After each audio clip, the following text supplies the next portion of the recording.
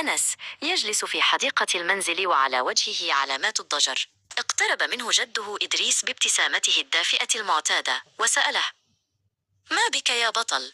لماذا يبدو وجهك شاحبا هكذا؟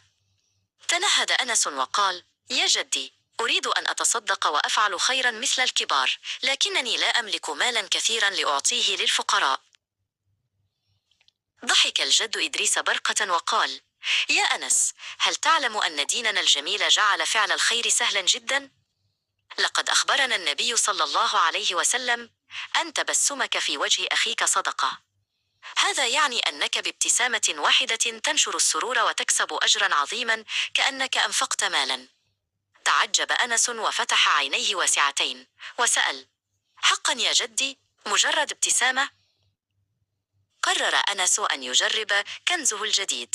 خرج إلى الزقاق القريب، فرأى جاره الصغير عمر يجلس وحيدا عند عتبة بيته، ويبدو عليه التعب.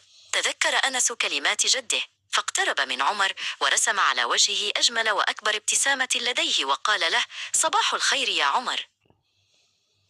بمجرد أن رأى عمر ابتسامة أنس، تغيرت ملامحه تماما واختفى التعب من وجهه. رد عليه بابتسامة مماثلة وقال: شكرا لك يا أنس، لقد كنت أشعر بالوحدة، لكن ابتسامتك جعلتني أشعر بالنشاط.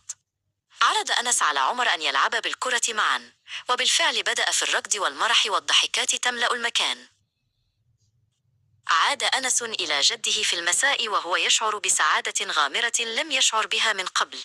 قال لجده: لقد صدقت يا جدي، الابتسامة سحر عجيب، لقد أسعدت عمر وكسبت صدقة وأنا الآن أسعد إنسان.